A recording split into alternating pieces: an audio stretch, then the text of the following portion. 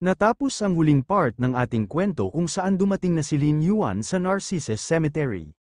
Bilang ang konsehal at agad naman siyang sinalubong ni Wan Yan maging ang dalawang butler, nang lumabas na siya sa kanyang sinasakyan ay kanyang pinagalitan si Wan Yan na kanya itong pinagmumura dahil ganito raw ba tinatrato ng royal family ang kanilang mahalagang bisita.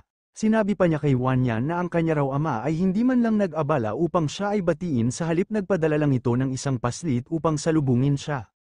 Sa ipinakitang asal ng ating bida bilang ang konsehal ay humingi naman sa kanya ng paumanhin si Wan Yan dahil sa ngayon raw abala ang kanyang ama sa paghanda ng ghost wedding. Kaya maari raw niya siyang gabayan sa kanyang daanan papunta sa loob. Nang naglakad na si Lin Yuan ay nagbigay naman siya ng utos kay Wang Yan na dalhin raw niya siya sa babae na ikakasal. Ang ibang tao naman na nanonood sa kanya ay kanilang napansin na parang wala sa mood ang konsehal sa kanyang pagdating dito. Paano raw bang aksidente nga na-offend ng royal family ang konsehal? Sa loob naman ng cemetery foyer ay nandito sa loob ang tatlong 9th Abyss Squad na nag-uusap. At tinanong ni Lightning ang kanyang dalawang kasama na bakit hindi pa raw bumalik dito ang kanilang observer, ayon naman ang kanyang kasama na hindi pa raw nagpadala ang kanilang observer ng impormasyon sa kanila. Sa tingin raw niya mayroong masamang nangyari. Sa sinabi nitong lalaki ay agad naman siyang binigyan ng utos ni Lightning na kanya raw hanapin ang kanilang observer, na agad naman pinasangayunan ng lalaki ang ibinigay na utos sa kanya ni Lightning. Nang lumabas na ang lalaki upang kanyang hanapin ang kanilang observer ay nakita siya ni Lin Yuan at pag-alit niya itong tinawag na lumapit raw ito sa kanya. Nagtataka naman itong lalaki na si Fraser Han dahil bakit siya tinawag ng konsehal. Seryoso naman na nagsaad sa kanya si Lin Yuan na magmadali raw itong lumapit sa kanya dahil mayroon siyang iilang mga katanungan na dapat niyang sagutin. Tanong pa ni Lin Yuan kay Fraser Han na kung saan naman raw ito pupunta, paano raw ba ito naglakas ng loob upang umalis at basta-basta na lang niya siyang iwanan na mataas ang estado, dapat kanyang gampanan ang kanyang nararapat na trabaho na siguraduhin ang kanyang kaligtasan, sila raw na iilang mga munting bastardong 9th level, ay bilang pinakamalakas na grupo dito ay hindi nila siya papayagan na umalis nang wala ang kanyang pahintulot. Sa mga sinabi ni Lin Yuan ay humingi naman ng patawad itong dalawang 9th level. Paliwanag pa ni Fraser Han na sila raw ay humihingi ng patawad sa konsehal dahil nag-alala lang raw sila sa kaligtasan ng kanilang isang kasama. Kaya upang makumpirma ay balak sana nila siyang hanapin. Ayon naman itong barrier master na si Yin na alam raw niya na isang kagalang-galang ang konsehal, pero sa kabila ng marangal na posisyon ang kanila raw 9th Abyss Squad ay isang independenteng unit, kaya hindi raw maaring makialam ang konsehal sa kanilang operasyon, dahil kapag kanya raw itong pakialaman ay baka mawala ang awtoridad dito. Sa paliwanag ng dalawa ay seryoso silang tinanong ni Lin Yuan bilang ang konsehal na paano raw ba nila nasabi na wala siyang karapatan na kanya silang pakialaman.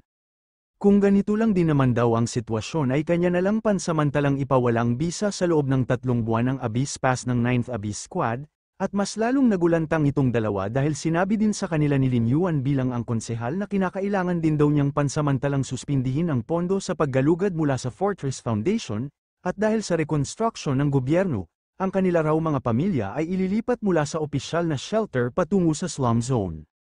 Sa mga binanggit na mga salita ni Lin Yuan bilang ang konsehal ay nag-usap-usap ang mga tao na nakarinig sa kanyang mga sinabi na ano raw bang nangyari sa konsehal, bakit direkta niyang ginamit ang kanyang kapangyarihan sa gobyerno upang takutin ang 9th Abyss Squad. Si Konsehal Wang raw ay ibang-iba sa mga sabi-sabi dahil ginagawa niya ang kahit ano upang makuha lang ang kanyang pansin. Samantala itong dalawa naman ay halos hindi na makagalaw ng kanilang narinig ang pagbabanta sa kanila ng ating bida bilang ang konsehal. Sa kabila ng mga kaganapan ay nakisali na si Lightning sa kanilang pinag-usapan at halata sa kilos nito na talagang hindi niya nagustuhan ang pagbabanta sa kanila ng ating bida, sambit pa niya na ang mga binitawan raw na salita ng konsehal ay kalabisan. Kung ito raw ang kanyang kagustuhan ay mananatili sila sa kanyang tabi upang kanilang protektahan ang kanyang buhay. Ang mga tao naman nga nanunood sa kaganapan ay nag-usap-usap na si Lightning daw na malapit ng mag-awaken ay ngayon tina-target siya ni Konsehal Huang, sadyang maliit raw talaga ang pag-iisip ng konsehal dahil lumikha pa siya ng alitan sa isang makapangyarihan na kalaban sa hinaharap. Nakangiti lang naman ang ating bida na kanyang pinaalam sa lahat ng mga tao nga nanunood na wala raw siyang pakialam sa hinaharap dahil ang pinakamahalaga sa kanya ngayon ay ang kanyang kaligtasan. At kanyang inutusan si Wang Yan na magmadali na raw ito dalhin na niya siya sa ikakasal. Samantalang makikita naman dito ang principal na nakaharap sa salamin na kanyang sinabihan si Linling na malapit na raw dumating ang opisyal kung kaya kumilos siya ng maayos, dapat kanyang sundin ang kanyang mga kagustuhan. Tugon naman sa kanya ni Linling na basta tuparin lang raw niya ang kanyang pinapangako ay walang problema sa kanya ang lahat. Kung sisirain raw niya ang kanyang mga pinapangako, ay kahit sa kamatayan ay hindi siya makakatakas sa kanya. Ayon naman ni Principal Wang na hindi raw niya sinisira ang kanyang mga binitawan na mga salita. Kapag natapos na daw ang ghost wedding ay makakalaya na ang kanyang kapatid doon sa Blackwater Prison, pero sa kanya naman isip-isip na ang kanya raw old butler ay dadalhin dito ngayon ang ulo ng kanyang kapatid galing doon sa bilangguan. Sa kabila ng pag-uusap ng dalawa ay bigla na lang binuksan ni Lin Yuan bilang konsehal ang pintuan ng silid kung saan nag-uusap ang dalawa. Sinabi pa ni Lin Yuan kay Linling na huwag na raw mag-alala ang munting babae dahil tiyak na papayagan ni Principal Wang ang kanyang kapatid na makalaya matapos nito. Samantalang si Principal Wang naman ay hindi makapaniwala sa biglaan na pagpasok ng konsehal sa silid kung saan siya naroroon. Dagdag pa ni Lin Yuan kay Linling bilang konsehal na kapag sisirain raw ni Principal Wang ang kanyang mga pinapangako ay hindi matatahimik ang kanyang anak sa kabilang buhay. Sabay tinanong ni Lin Yuan ang principal na kung tama raw ba ang kanyang mga sinabi. Sa katanungan ni Lin Yuan bilang konsehal ay agad naman itong pinasangayunan ni Principal Wang dahil tama raw ang kanyang mga binanggit na hindi matatahimik ang kanyang anak sa kabilang buhay kapag hindi siya tutupad sa kanyang pangako. Nagtanong naman si Linling kay Lin Yuan na nagpapanggap bilang konsehal na kung hindi raw siya nagkakamali siya raw ba ang konsehal nga nangangasiwa sa seremonya, kapag umalis na raw siya sa kabilang buhay, ay maaari bang humingi siya sa kanya ng kahilingan na maaring kanyang siguruhin ang kaligtasan ng kanyang kapatid sa kanyang paglaya doon sa Blackwater Prison. Sa kahilingan ni Linling ay tinugon sa kanya ni Lin Yuan bilang konsehal na siya raw bilang nangangasiwa sa seremonya ay walang problema sa kanya ang lahat. Pinapangako raw niya sa kanya na ang kanyang kapatid ay papalayain ng Wang family, kanya raw ihahatid sa kabilang buhay ang buong pamilyang Wang kapag hindi nila pinagbigyan ang kanyang mga pangako sa kanya ngayon. Lumabas naman ang pawis ni Principal Wang na kanyang sinabi kay Linling na sisiguraduhin raw niya na tutupad siya sa kanyang pangako, pero sa kanyang isip-isip siya ay masyadong nagtataka bakit ganito raw ang ikinikilos ng konsehal, dahil siya raw ay kumilos ng husto para magpanggap na kanilang papalayain ang kapatid ni Linling doon sa Blackwater Prison. Malungkot naman na sinabi ni Linling kay Lin Yuan bilang konsehal na wala raw siyang pakialam kung ano man ang mangyari sa kanya basta ang importante ay ligtas lang ang kanyang kapatid. Sa isip-isip naman ni Lin Yuan habang seryoso niyang tinitingnan ang kanyang kapatid na hindi na raw niya kinakailangan na magbayad sa kanya ng anumang presyo dahil sa ngayon ay magiging maayos lang siya, sabay kanyang sinabihan si Linling na tinitiyak raw niya sa kanya na mangyayari ang kanyang mga kahilingan na magiging ligtas ang kanyang kapatid.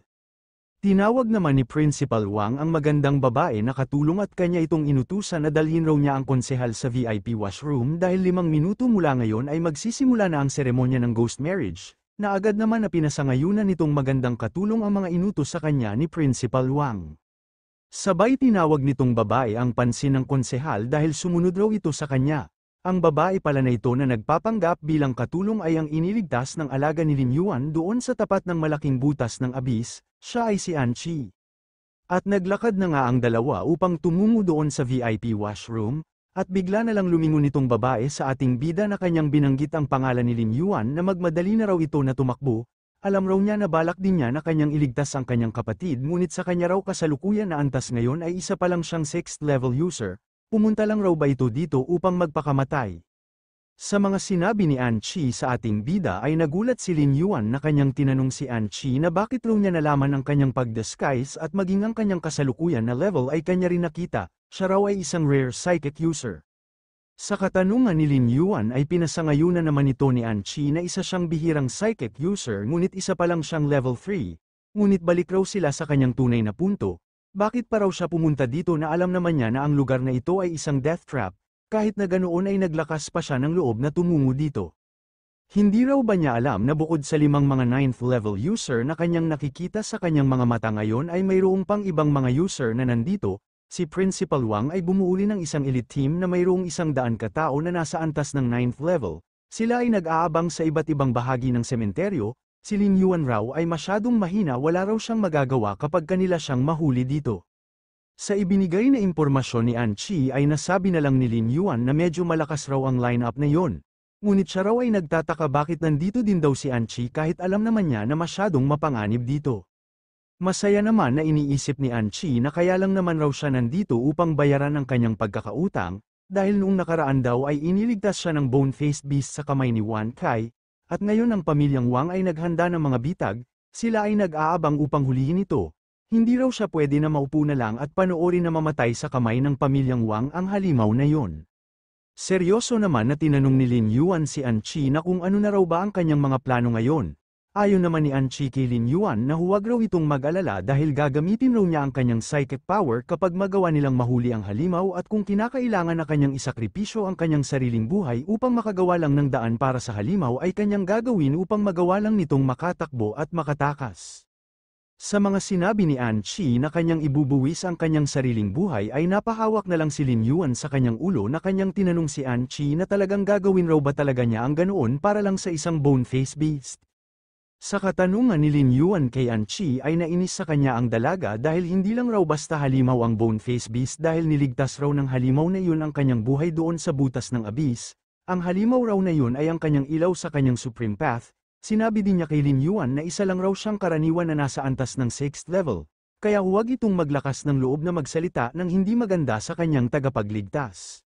Dahil sa sobrang inis nitong si An Chi dahil binabaliwala lang ni Lin Yuan ang kanyang tagapagligtas ay hindi na lang nakapagsalita si Lin Yuan sa kinikilos nitong dalaga para lang sa kanyang alaga na bone-faced beast.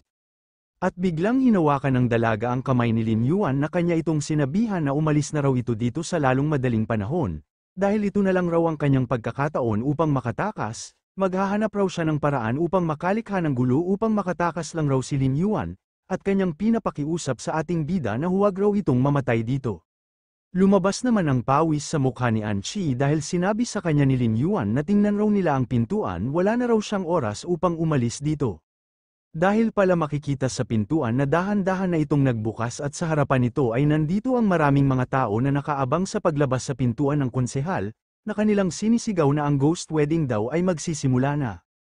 Nang naglakad na si Lin Yuan sa harapan ng maraming tao ay nagsalita siya sa lahat na ang unang bahagi raw ng kanilang seremonya, ay ipakilala sa lahat ang ikakasal, oras na ba upang papasukin dito ang babae na ikakasal. Pero bigla naman nagsalita sa lahat ng tao si Freezer Han na tumigil daw muna ang lahat dahil ang kanilang 9th Abyss Squad ay tila mayroong natuklasan na isang ipis na nakapasok sa kanilang seremonya. Unahin raw nilang matukoy kung sino ang ipis na yun bago sila magpatuloy. Nang nalaman ng mga tao na mayroong kalaban ang nakapasok dito sa loob ng gaganapin na seremonya ay nakaramdam sila ng takot, na kanilang tinatanong na paano raw ba ito nangyari. Dahil kahit masyado na raw mahigpit ang security sa labas ay mayroon pa rin nakapasok dito. Sa hindi inaasahan na kilos ng 9th Abyss Squad ay naging seryoso ang tingin ni Lin Yuan sa kanyang buong paligid dahil ramdam niya na siya ang tinutukoy nitong kanyang mga kalaban. Nang nakumpirma na ni Freezer Han kung sino ang ipis na nakapasok ay agad niyang tinuro si An Chi na kanya itong sinigawan na matapos raw ang kanyang masusing investigasyon kanyang nakumpirma na ang babae na ito ay gumamit ng peking pagkakilanlan upang makapasok dito. Kaya siya ang tunay na ipis na kanilang hinahanap. Nang nalaman na ng 9th Abyss Squad na hindi kasali si An Chi sa seremonya ay seryoso siyang gumamit ng sound transmission kay Lin Yuan na kanyang sinabi na tutal mapapahamak na raw siya dito kanya raw gagamitin ang kanyang psychic interference para sa huling suntok, siya raw ay bibilang ng 3 kinakailangan na makatakbo na raw dito si Lin Yuan upang tumakas. Habang nagbibilang si An Chi ng 3 ay seryoso naman siyang tinitingnan ni Freezer Han. At tuluyan na nga na ginamit ni An Chi ang kanyang psychic power upang kanyang pang-atake kay Freezer Han. Ngunit nabigla si An Chi sa kanyang nakita dahil bigla na lang lumitaw sa harapan ni Freezer Han si Lin Yuan. At ito ay gumamit ng hindi mapaliwanag na enerhiya upang bahagyang hindi makagalaw si Freezer Han sa kanyang kinatatayuan, at sa isang kisap mata lang ay agad na sinaksak ni Lin Yuan si Freezer Han gamit ang punyal na kanyang nakuha galing sa totoong konsehal na kanyang pinatay. Sa biglaan na kilos ng ating bida ay hindi pa rin maalis sa isip ni An Chi na bakit hindi pa tumakbo si Lin Yuan bagkus umatake pa ito sa kanilang mga kalaban. Nang nakita ni Lightning na pinatay ni Lin Yuan ang kanyang isang kasama na si Freezer Han ay nagpapalabas ito ng malakas na enerhiya sa kanyang buong katawan dahil sa sobrang galit, na kanyang sinabihan ang ating bida na hindi raw siya ang totoong konsehal, isa lang pala raw siyang mahinang nilalang na umaasa sa kanyang abilidad na pag-disguise. Seryoso pa na tinanong ni Wang Yan si Lin Yuan na kung ano raw ba ang kanyang layunin bakit siya nagpapanggap bilang konsehal upang makapasok dito. Tugon naman sa kanya ni Lin Yuan habang nanlilisik ang kanyang mga mata na kanyang hinugot ang kanyang punyal sa katawan ni Freezer Han na ang kanya raw layunin dito ay makaalis dito ng ligtas at wala siyang iiwan na mga survivor sa kanyang mga kalaban. Sabi naman sa kanya ni Lightning na kung nagpapatawa raw ba ito, dahil isa lang siyang hamak na 6th tier level at madali lang din naubos ang psychic power ng kanyang kasama na babae, hindi na raw siya makakatakas sa kanilang mga kamay. Ang maari na lang raw niyang gawin dito ay magmamakaawa na kanyang aminin ang kanyang mga kasalanan. Pinalabas naman ni Lin Yuan ang kanyang mga card, na kanyang sinabi sa lahat na ang pagtakas raw ay ngayon pa magsisimula. Sabay kanyang pinakawalan ang kanyang mga maraming card upang pang-atake sa mga 9th tier level, dahil ang kanila raw gaganapin na laro dito ay dito na magsisimula. Agad naman lumikha ang Barrier Master na si Yin ng Barrier upang harangan ang mga cards na inatake sa kanila ni Lin Yuan. Iniisip naman nitong si Lightning na isang control type ability daw ang kakayahan nitong kanilang kalaban pero ang kanyang ginawang atake ay masyadong makalat. Ano raw bang pagtanghal ang pinaggagawa nito? Tawang-tawa naman itong Barrier Master sa ipinakitang abilidad ng ating bida sa kanila na kanyang nasabi na talagang namatay raw si Han sa ganito kawalang kwenta na abilidad nitong kanilang kalaban, masyado raw siyang nakakatawa. Hindi raw siya mamamatay sa atake nitong kanilang kalaban kung hindi mamamatay siya sa sobrang tawa. Ngunit napalitan naman ng takot ang pagtawa ng Barrier Master dahil tumagos ang mga cards ng ating bida sa kanyang ginawang barrier at ito ay nagsanhi upang maputol ang kanyang mga daliri. Hindi naman makapaniwala itong si Wang Yan na kanyang binalaan ang kanyang mga kasama na ang cards daw na lumilipad ay nasa kanilang likod, kaya mag-ingat silang lahat. Pero huli na ang lahat dahil tuluyan ang pinatay ng ating bida ang Barrier Master gamit ang kanyang card nang wala man lang kahirap-hirap. Sa pagkamatay ng Barrier Master ay nakaramdam ng matinding inis itong si Lightning, samantalang itong si Wang Yan ay hindi makapaniwala sa cards na ginamit ng ating bida dahil ito raw ay isang supersonic. Nagtataka naman si An Chi na kanyang tinanong si Lin Yuan na bakit bigla na lang raw umabot ang kanyang psychic energy sa peak ng 9th tier.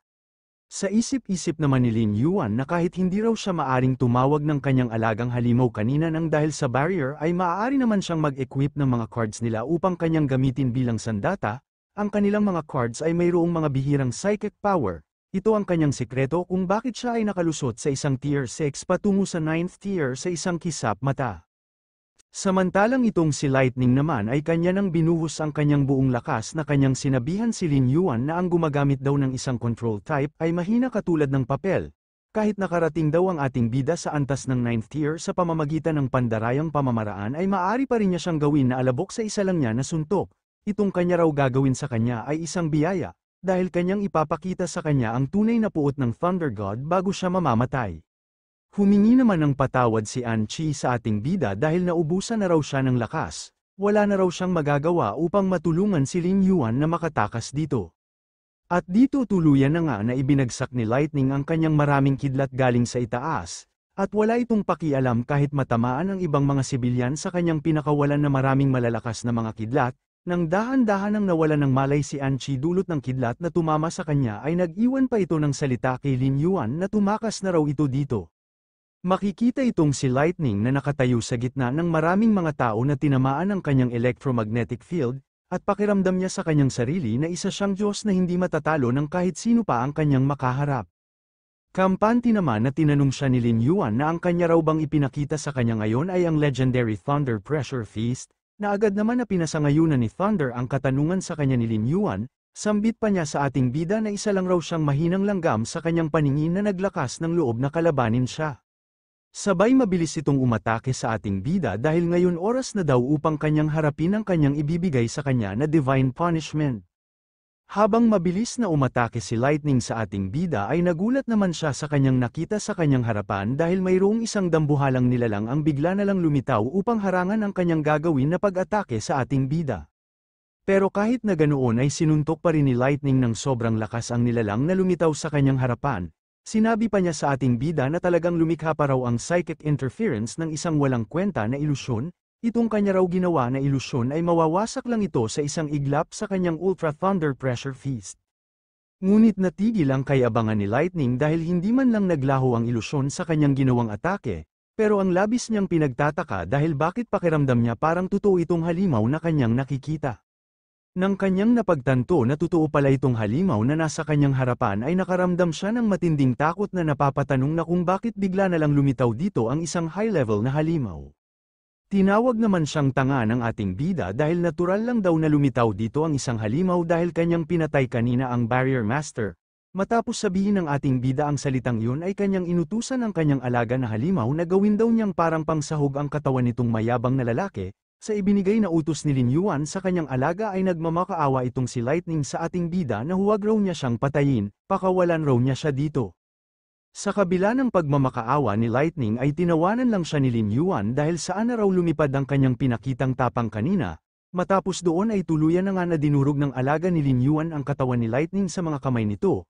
At kitang-kita sa buong paligid ni Lin Yuan ang mga dugo ni Lightning na kumakalat sa buong lugar.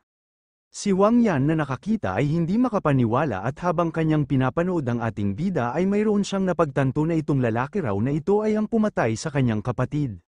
Sa sobrang inis nitong si Wang Yan ay kanyang sinigawan ng ating bida na siya raw ang may kagagawan sa pagkamatay ng kanyang kapatid.